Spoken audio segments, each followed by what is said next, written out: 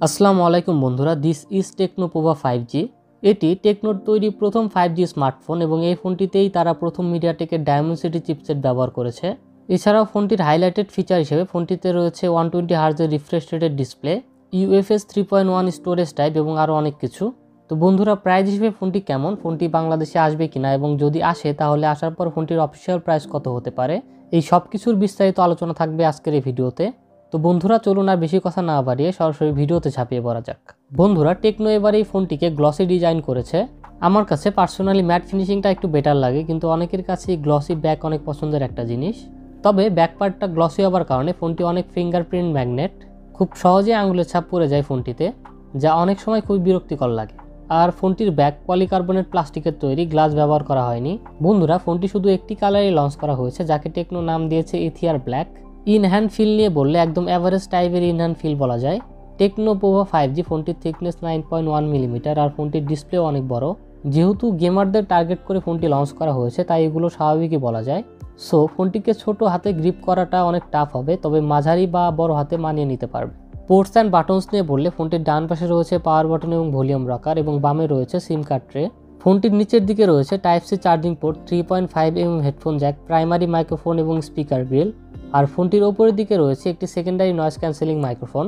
বন্ধুরা, ফোনটিতে side mounted fingerprint sensor রয়েছে, অর্থাৎ পাওয়ার বাটনটাই ফিঙ্গারপ্রিন্ট সেন্সর হিসেবে কাজ করবে। আর যেহেতু এটা ফিজিক্যাল, তাই অনেক ফাস্ট কাজ করবে, এটাই স্বাভাবিক। বন্ধুরা, ফোনটিতে যে সিম কার্ড ট্রে রয়েছে, আপনি সেখানে দুটি ন্যানো সিম কার্ড এবং একটি মাইক্রো এসডি কার্ড ব্যবহার করতে পারবেন।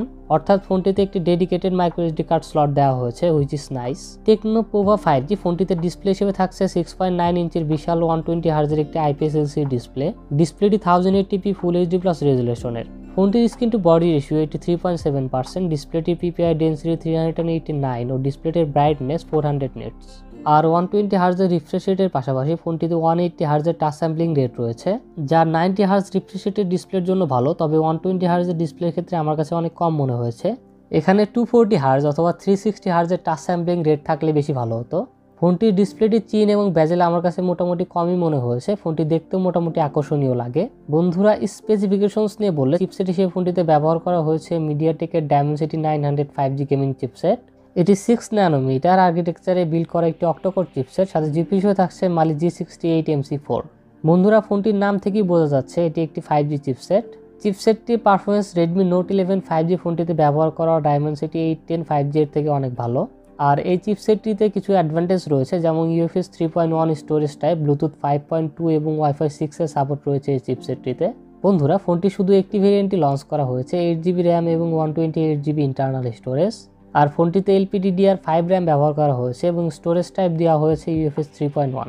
তো মোটামুটি অনেক ভালো পারফরমেন্স পাওয়া যায় ফোনটি থেকে, এটা নিয়ে কোনো সন্দেহ নেই।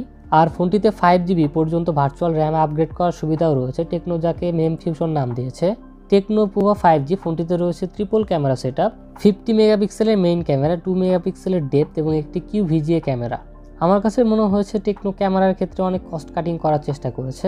মেইন ক্যামেরা ছাড়া বাকি দুটি ক্যামেরার একটিও ব্যবহার করার মতো না।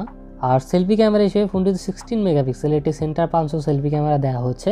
এছাড়াও ক্যামেরা ফিচার হিসেবে নাইট মোড রয়েছে, beauty mode, portrait mode, slow motion ও প্যানোরামা সবকিছুই রয়েছে ফোনটিতে। ফোনটির রিয়ার ও সেলফি দুটি ক্যামেরা দিয়ে সর্বোচ্চ 4K 30 fps পর্যন্ত ভিডিও রেকর্ডিং করা যাবে। ব্যাটারি হিসেবে ফোনটিতে 6000 mAh এর ব্যাটারি দেওয়া হয়েছে এবং ফোনটির 6000 mAh এর ব্যাটারিকে চার্জ করার জন্য ফোনটির বক্সে দেওয়া হয়েছে 18 ওয়াটের একটি ফাস্ট চার্জার। আমার কাছে 18 ওয়াট অনেক কম মনে হয়েছে, অ্যাটলিস্ট 25 ওয়াটের চার্জার দেওয়া উচিত ছিল। আর এই 18 ওয়াটের চার্জার দিয়ে ফোনটির 6000 mAh এর ব্যাটারিকে ফুল চার্জ করতে সময় লাগে প্রায় 3 ঘন্টার মতো। বন্ধুরা, টেকনো পোভা 5G ফোনটি অন্তত বেঞ্চমার্কে 4,80,000-এর বেশি স্কোর করেছে, যা রেডমি নোট 10 প্রো এবং স্যামসাং গ্যালাক্সি 52 এর চেয়ে অনেক বেশি। আর পাবজিতে গেমিংয়ের সময় একদম হাইস্ট সেটিংসে মোটামুটি অনেক ভালোভাবেই খেলতে পারবেন। পাবজির পাশাপাশি বাকি গেমগুলোর ক্ষেত্রে অনেক ভালো পারফরমেন্স পাওয়া যায় ফোনটি থেকে। আর 120 হার্জের রিফ্রেশ রেটের জন্য আলাদা একটা স্মুথনেস ফিল করতে পারবেন গেমিংয়ের সময়। ফোনটিতে 6000 mAh এর ব্যাটারি রয়েছে, সো একটু বেশি সময় ধরে গেমিং করার সুবিধাও থাকছে। অপারেটিং সিস্টেম নিয়ে বললে আউট অফ দ্য বক্স ফোনটিতে অ্যান্ড্রয়েড 11 পাওয়া যাবে, আর সাথে থাকছে টেকনোর লেটেস্ট iOS 8.0। ফোনটিতে প্রি ইনস্টল অনেক অ্যাপ রয়েছে, যার বেশিরভাগই কোনো কাজের না, তবে চাইলেই অ্যাপগুলো আনইনস্টল করা যায়। তবে ফোনটিতে অ্যাড রয়েছে, এই বিষয়টি আমার কাছে অনেক বিরক্তিকর মনে হয়েছে। কম টাকায় বেশি স্পেসিফিকেশনসের স্মার্টফোন নিতে চাইলে এরকম কিছু প্রবলেম ফেস করতে হবে, এটাই স্বাভাবিক। বন্ধুরা, কানেক্টিভিটি নিয়ে বললে 4G এবং 5G দুটোই রয়েছে। এছাড়াও এফএম রেডিও, এনএফসি, ব্লুটুথ 5.2 এবং ওয়াইফাই 6ও রয়েছে ফোনটিতে। সেন্সর নিয়ে বললে অ্যাক্সেলেরোমিটার, জাইরো, প্রক্সিমিটি ও কম্পাস সকল সেন্সরই পাওয়া যায় ফোনটিতে। আর সিকিউরিটির জন্য ফোনটিতে সাইড মাউন্টেড ফিঙ্গারপ্রিন্ট সেন্সরের পাশাপাশি ফেস আনলকও রয়েছে এবং সেন্সরগুলো ফোনটিকে যথেষ্ট ফাস্ট আনলক করতে সক্ষম। বন্ধুরা, মাল্টিমিডিয়ার ক্ষেত্রে ডিসপ্লে আইপিএস এলসিডি হলেও ফোনটির ভিউইং এক্সপিরিয়েন্স অনেক ভালো পাওয়া যাবে। বন্ধুরা, ফোনটিতে স্টেরিও স্পিকার দেওয়া হয়নি, বটম ফায়ারিং মোনো স্পিকার রয়েছে, তবে ফোনটির স্পিকার যথেষ্ট লাউড ও কোয়ালিটিও ভালো। তো এখন ওভারঅল ফোন নিয়ে বললে আমার কাছে মনে হয়েছে গেমিংয়ের জন্য প্রাইজের দিক থেকে ভালো একটি ফোন বলা যায়। তবে ফোনটিকে কম প্রাইজে লঞ্চ করার জন্য টেকনো অনেক জায়গাতেই কস্ট কাটিং করার চেষ্টা করেছে। যদি আপনার এমন একটি ফোন দরকার হয় যেটাতে আপনি গেমিং করবেন এবং গেমিংয়ের পাশাপাশি মিডিয়া কনজিউমিং করবেন, তাহলে এই প্রাইজে ভালো ফোন বলা যায়। তবে সেকেন্ডারি ক্যামেরা হিসেবে যদি আলট্রাওয়াইড সেন্সর হতো তাহলে আরেকটু ভালো হতো। তবে মেইন প্রবলেম হচ্ছে টেকনো তাদের পোভা সিরিজের কোনো ফোনই আমাদের দেশে অফিসিয়ালি লঞ্চ করে না। আমার মনে হয় এই ফোনটিও তারা লঞ্চ করবে না। আর পোভা সিরিজের ফোনগুলো আনঅফিসিয়ালও আমাদের দেশে তেমন পাওয়া যায় না।